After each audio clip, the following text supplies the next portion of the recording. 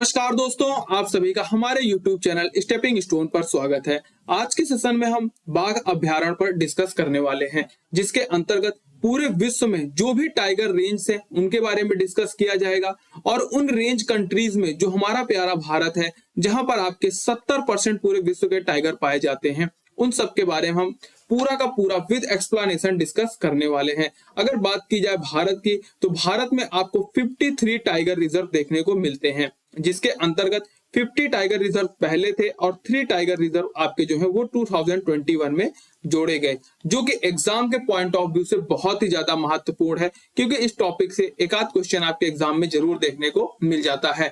Now हम session को start करने के पहले यदि आप इस चैनल पे नए हैं तो प्लीज चैनल को सब्सक्राइब कर दीजिए और वीडियो को लाइक करना मत भूलेगा।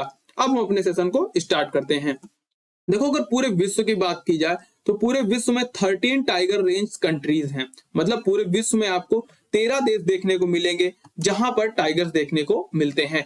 अगर हम अपने भारत की बात करते हैं तो उसमें से 70% जो टाइगर है वो अकेले आपके भारत में देखने को मिलता है। सेकंड पे आपका Bangladesh, Nepal, Bhutan, Myanmar, Thailand, Cambodia, Malaysia, Indonesia, Laos, Vietnam, China और रशिया। तो ये टोटल 13 कंट्रीज हैं जहां पर आपके टाइगर्स पाए जाते हैं।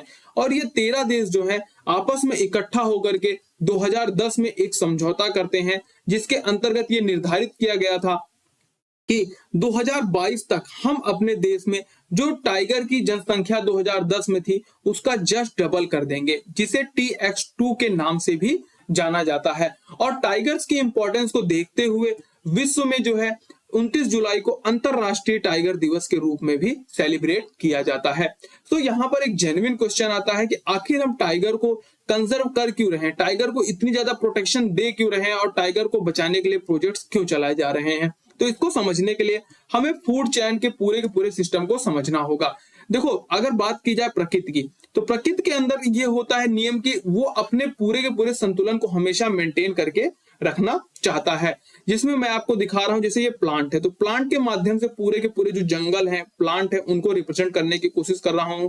हिरन के माध्यम से जो शाकाहारी वाली पूरी प्रजाति है उसे रिप्रेजेंट कर रहा हूं, और जो टाइगर है इसके माध्यम से जो मांसाहारी वाला पूरा प्रजाति है उसके मैं रिप्रेजेंटेशन करने की कोशिश कर रहा हूं। तो देखो, टाइगर के इंपॉर्टेंस को अगर आपको समझना है तो यहां से आप समझ पाओगे कि यदि टाइगर्स की संख्या गिरती है तो इससे होगा क्या कि जो टाइगर मतलब अपने भोजन के रूप में हिरन को यूज करता है, इनकी संख्या बढ़ना स्टार्ट हो जाएगी। मतलब जब खाने वाला ही इनको नहीं बचेगा या मारने वाला इनको नहीं बचेगा, तो इनकी जो जनसंख्या है वो लगातार बढ़ना स्टार्ट हो जाएगी।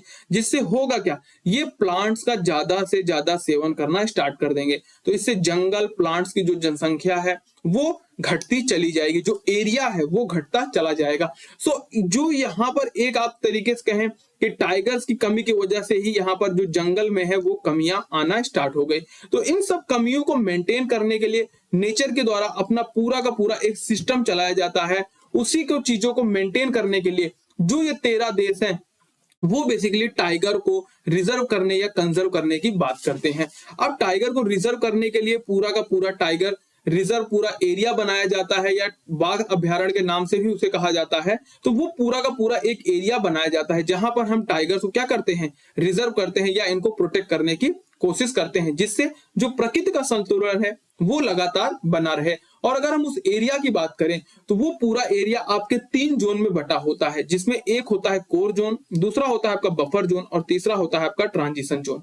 अगर मैं कोर जोन की बात करूं तो कोर जोन ऐसा नहीं कि बेसिकली टाइगर के लिए ही सिर्फ कोर जोन का यूज किया जाता है। जो भी स्पीसीज को आप संरक्षण देते हो, अगर कोर जोन की अगर उसमें बात की जाए तो उस कोर जोन में किसी भी प्रकार का जो हस्तक्षेप होता है पूरी तरीके से प्रतिबंधित होता है।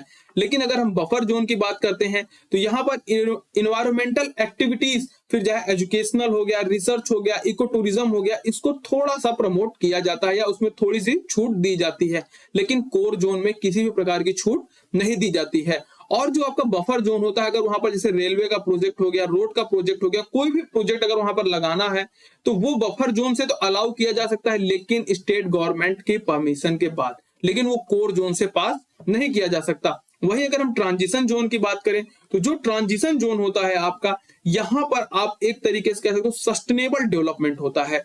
कि जंगल भी बना रहे, स्पीसीज भी बनी रहे और जो डेवलपमेंट है वो भी बना रहे, जिसमें किसी भी तीनों चीजों में से किसी को नुकसान ना हो। तो इस प्रकार से पूरे के पूरे टाइगर को रिजर्व करने की या कंजर्व करने की बात कही जाती है। अब हम भारत के अगर रिस्पेक्ट में बात करते हैं तो टाइगर को बेसिकली प्रोटेक्ट करने के लिए भारत में प्रोजेक्ट टाइगर 1973 में चलाया गया था और ये जो प्रोजेक्ट था वो कैलाश संखला जी के नेतृत्व में चलाया गया था।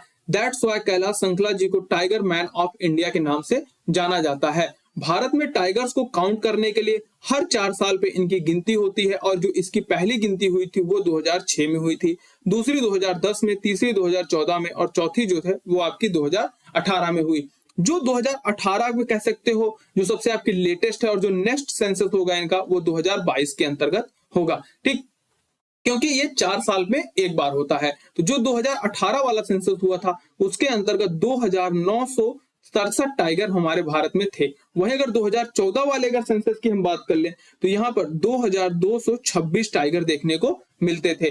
अब भारत में अगर हम बात करें तो हमारे यहाँ टोटल 28 स्टेट और 8 यूटीज देखने को मिलती है, ठीक। इन स्टेट और यूटीज की अगर बात की जाए तो इसमें से मात्र 18 स्टेट के अंदर ही हमें टाइगर रेंज देखने को मिलता है। अगर मैं उन स्टेट्स की बात करूं तो उत्तराखंड, उत्तर प्रदेश, बिहार, वेस्ट बंगाल, असम, अरुणाचल प्रदेश, मिजोरम, वेस्ट बंगाल, झारखंड, छत्तीसगढ़, ओडिशा, तेलंगाना, आंध्र प्रदेश, तमिलनाडु, केरल, कर्नाटक, महाराष्ट्र, मध्य प्रदेश और राजस्थान, ये 18 राज्य हैं जहां पर टाइगर्स देखने को मिलता है। सो आज के सेशन में हम इन सभी रेंजेस में जो ये स्टेट्स हैं वहां पर जितने भी टाइगर रिजर्व हैं उनके बारे में प्रॉपर एक्सप्लेनेशन के साथ डिस्कस करेंगे। लेकिन अब एक बात और आती है कि जो टाइगर्स को संरक्षण भारत में दिया जा रहा है वो बेसिकली किसके माध्यम से दिया जाता है। तो भारत में बेसिकली जो प्रोजेक्ट टाइगर है इसकी अगर पूरी बात की जाती है पर्यावरण मंत्रालय, वन और जलवायु जो पूरा पर्यावरण वाला मंत्रालय है, इसके माध्यम से इन्हें जो है निरंतर जो है पूरा का पूरा मॉनिटर किया जाता है। और जो टाइगर्स को काउंट करने के लिए आप देखें तो भारत सरकार के द्वारा एक ऐप भी लॉन्च किया गया है जिसे एम स्ट्रिप्स के नाम से जाना जाता है, जिसके फुल फॉर्म की अगर बात की जाए तो monitoring system for tiger intensive protection and ecological status होता है। ये आप याद करके रखिएगा कि टाइगर को मॉनिटर करने के लिए किस ऐप का यूज किया जाता है, ठीक। तो ये तो रहा पूरा का पूरा इनको मॉनिटर करने के लिए, इनको प्रोटेक्ट करने के लिए जो भी प्रावधान भारत के द्वारा किए जा रहे हैं। अब हम बात करते हैं जो स्टेट वाइज कितने प्रकार के टाइगर रिजर्व हमारे यहाँ है या कितने टाइगर रिजर्व हर स्टेट्स में है, हम इनको देखने की कोशिश करते हैं। तो उसमें पहले में अरुणाचल प्रदेश की हम बात करते हैं तो यहाँ पर आपका नामदफा बाघ अभ्यारण्य हो गया, पक्के बाघ अभ्यारण्य हो गया और कमलांग बाघ अभ्यारण्य हो गया। कमलांग बाघ अभ्यारण्य की अगर बात की जाए तो भारत का 50वां टाइगर रिजर्व था। नेक्स्ट स्टेट की बात करते हैं तो असम। असम में अगर हम देखते हैं तो यहाँ पर नामेरी बाघ अभ्यारण्य हो गया, काजीरंगा बाघ अभ्यारण्य हो गया, मानस बाघ अभ्यारण्य हो गया और औरंग बाघ अभ्यारण्य हो गया। अब यहाँ पर आप इन 2 बाघ अभ्यारण्य को थोड़ा सा इंपॉर्टेंट और करिए, क्योंकि जो यूनेस्को के द्वारा वर्ल्ड हेरिटेज साइट होती है, जो विश्व धरोहर स्थल वाला होता है, उसका भी स्टेटस इन दोनों को जो है प्राप्त है। तो इसे आप जो है थोड़ा इंपॉर्टेंट करके रखिएगा। नेक्स्ट बात करते हैं मिजोरम। तो मिजोरम के अंदर आपको एक बाघ अभ्यारण्य देखने को मिलता है जिसका नाम है डंपा बाघ अभ्यारण्य। अब बात करते हैं वेस्ट बंगाल की।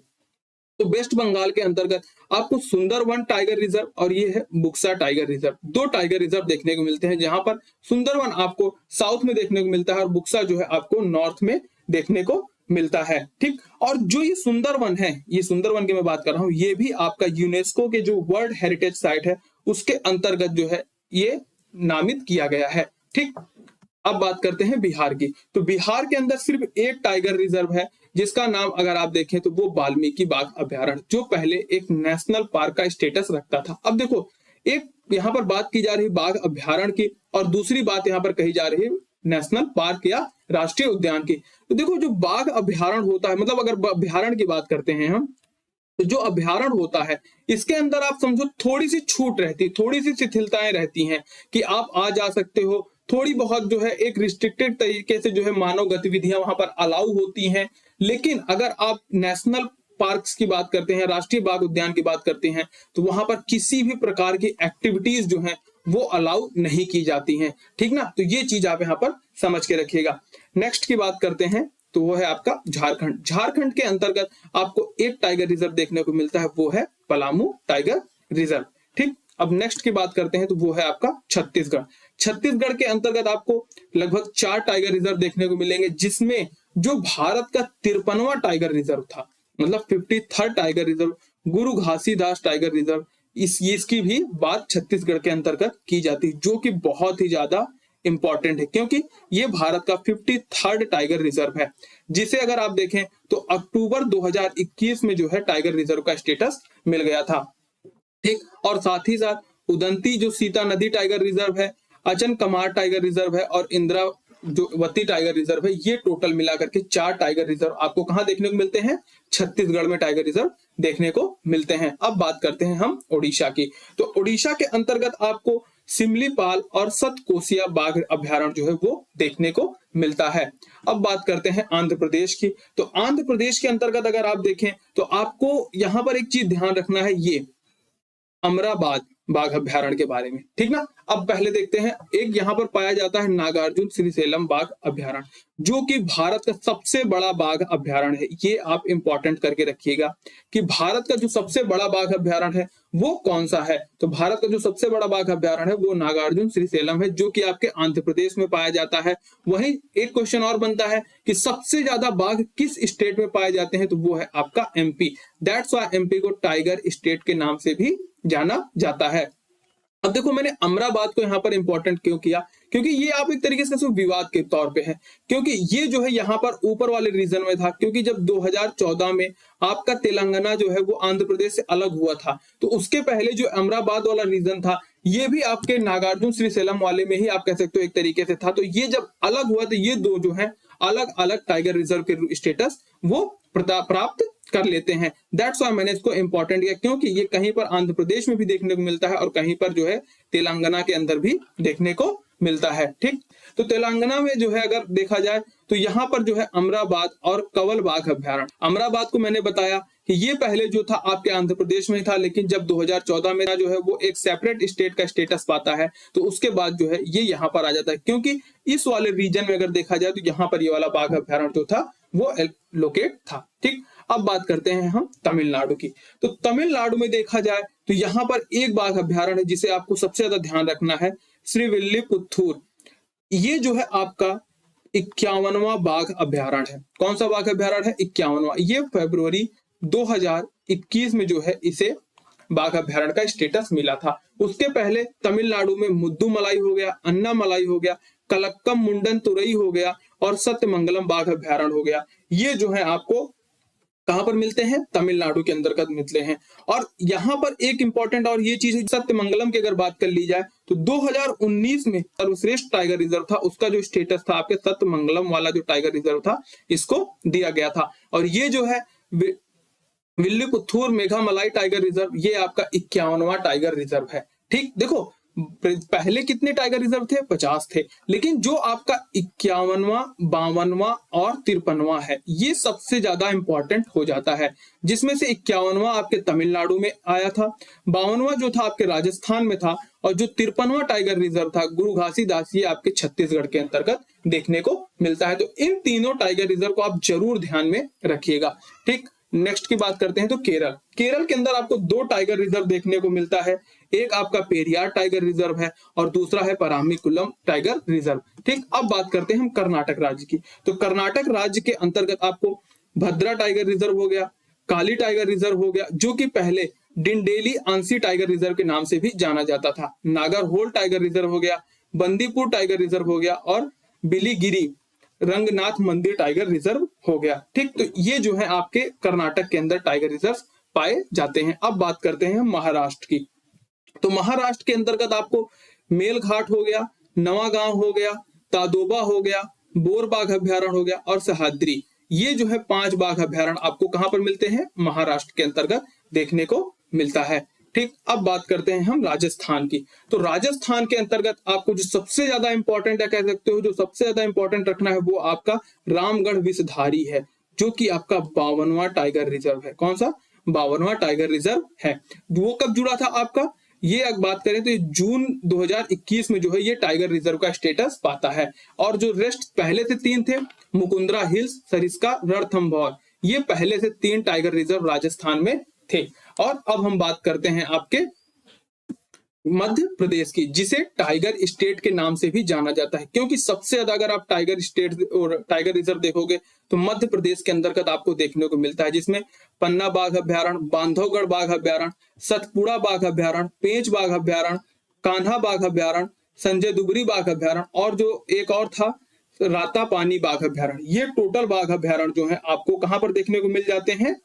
मध्य प्रदेश के अंतर्गत। सबसे ज्यादा बाघ अभ्यारण्य यहीं पर है और सबसे ज्यादा बाघों की जो संख्या है, आप कह सकते हो जो टाइगर्स की संख्या है, वो आपके मध्य प्रदेश में देखने को मिलती है। दैट्स वाई इसे टाइगर स्टेट के नाम से भी हम जानते हैं। ठीक, अब बात करते हैं हम अपने उत्तर प्रदेश की। तो उत्तर प्रदेश में अगर आप देखो तो यहाँ पर पीलीभीत, दुधवा और अमनगढ़ टाइगर रिजर्व। देखो ये जो टाइगर रिजर्व है इसको आप मार करके रखिए। पीलीभीत और दुधवा ये दोनों तो इंपॉर्टेंट हैं, लेकिन मैं अमनगढ़ की बात क्यों कर रहा हूं? क्योंकि जो पहले का स्टेटस अगर देखा जाए तो जो उत्तर प्रदेश था और जो आपका उत्तराखंड था, ये दोनों एक साथ हुआ करते थे। उस समय जो है जितने भी टाइगर रिजर्व उत्तर प्रदेश के अंदर कंसीडर किया जाता था, लेकिन जब उत्तराखंड अलग हुआ तो जो आप कह सकते हो जिम कॉर्बेट टाइगर रिजर्व था, बफर जोन वाला रीजन होता है, रेंज में जो है आपका अमनगढ़ टाइगर रिजर्व आता है और वो जो है आपके उत्तर प्रदेश के अंतर्गत आता है। तो मैंने एक यहाँ पर बताया और यहाँ पर एक दूसरा बताया, तो इन दोनों टाइगर रिजर्व को आप जरूर ध्यान रखिएगा। तो अमनगढ़ जो टाइगर रिजर्व है वो आपके उत्तर प्रदेश के अंदर पाया जाता है, लेकिन ये हिस्सा किसका था? आपके उत्तराखंड राज्य में जो जिम कॉर्बेट टाइगर रिजर्व है उसी का ही एक हिस्सा है। ठीक, अब हम बात करते हैं उत्तराखंड की। तो उत्तराखंड के अंतर्गत आपको जिम कॉर्बेट और राजाजी टाइगर रिजर्व देखने को मिलता है, जिसमें से अगर जिम कॉर्बेट की बात की जाए तो ये भारत का पहला नेशनल पार्क था। ठीक ना, मैंने आपको बताया कि नेशनल पार्क और अभ्यारण्य में अंतर क्या होता है, कि जो आपका नेशनल पार्क होता है यहाँ पर किसी भी प्रकार की जो एक्टिविटीज होती हैं वो पूरी तरीके से प्रतिबंधित होती हैं, लेकिन जो अभ्यारण्य होता है वहां पर थोड़ी बहुत एक्टिविटीज जो है वो हो सकती हैं। ठीक, यहाँ पर आप देखोगे चारों तरफ से फेंसिंग रहेगा, यहाँ पर चारों तरफ से फेंसिंग नहीं रहती है। तो ये सब मेजर डिफरेंसेस होते हैं। तो हम देख लिए कि उत्तराखंड के अंदर आपको 2 टाइगर रिजर्व देखने को मिलता है, एक जिम कॉर्बेट हो गया और दूसरा राजाजी टाइगर रिजर्व हो गया। तो अब जितने भी टाइगर हमने रिजर्व देखे टोटल 18 स्टेट्स में, उसको एक बार हम रिवीजन करने की कोशिश करते हैं एक खाली मैप में, जिससे आपको भी रिवाइज हो जाए। और ये जो है अगर आप 1-2 बार कर लेते हैं तो बड़े आराम से आपको पूरे के पूरे टाइगर रिजर्व याद हो जाएंगे, लेकिन आप इन्हें जो है बेसिकली मैप के माध्यम से ही याद करिएगा। तो उत्तराखंड की अगर बात की जाए तो यहाँ पर 2 टाइगर रिजर्व देखने को मिलता है। कौन से मिलते हैं? जिम कॉर्बेट हो गया और राजाजी टाइगर रिजर्व हो गया। अगर हम उत्तर प्रदेश की बात करते हैं तो यहाँ पर 3 देखने को मिलेगा आपको, पीलीभीत हो गया, दुधवा हो गया और अमनगढ़ टाइगर रिजर्व हो गया। ठीक, अब हम बात करते हैं मध्य प्रदेश की। तो यहाँ पर पन्ना बाघ अभ्यारण्य हो गया, बांधवगढ़ हो गया, सतपुड़ा हो गया, पेंच हो गया, कान्हा हो गया, संजय दुबरी हो गया और रातापानी बाघ अभ्यारण्य हो गया। टोटल आपके 7 बाघ अभ्यारण्य यहाँ पर देखने को मिलता है। फिर राजस्थान की अगर हम बात करते हैं तो मुकुंदरा हिल्स हो गया, सरिस्का हो गया, रणथंभौर हो गया और जो चौथा अभी रामगढ़ विषधारी है ये यहाँ पर जोड़ा गया है। ठीक, इसी प्रकार से अगर हम महाराष्ट्र की बात करते हैं तो मेलघाट हो गया, नवागांव हो गया, तादोबा हो गया, बोर बाघ हो गया और जो आपका सह्याद्री बाघ अभ्यारण्य है ये आपके कहां पर? महाराष्ट्र के अंतर्गत देखने को मिलता है। अगर कर्नाटक की बात की जाए तो यहाँ पर आपको Bhadra tiger reserve, Kali tiger reserve, Nagarhole tiger reserve, Bandi tiger reserve और बिलीगिरी रामगढ़ मंदिर टाइगर रिजर्व देखने को मिलता है।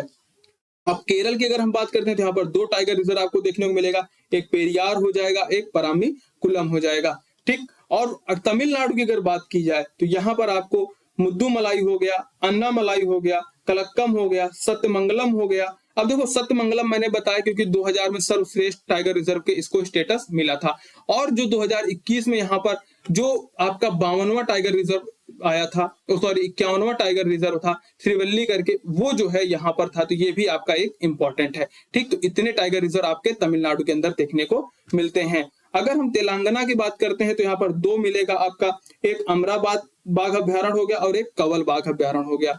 और जब हम आंध्र प्रदेश की बात करते हैं तो यहाँ पर नागार्जुन श्रीशैलम वाला एक बाघ अभ्यारण्य है, और जो इसी का एक हिस्सा था अमराबाद वाला वो आपके कहाँ चला गया? तेलंगाना के अंदर चला गया था। अब देखते हैं हम ओडिशा की। तो ओडिशा के अंदर आपको दो देखने को मिलेगा, एक सिमलीपाल, एक सतकोसिया। ठीक, अब छत्तीसगढ़ की अगर बात की जाए तो उदंती हो गया, अचन कमार हो गया, इंद्रावती हो गया, और जो चौथा सबसे ज्यादा इंपॉर्टेंट है 53वां बाघ अभ्यारण्य। इसकी अगर बात की जाए गुरु घासीदास टाइगर रिजर्व।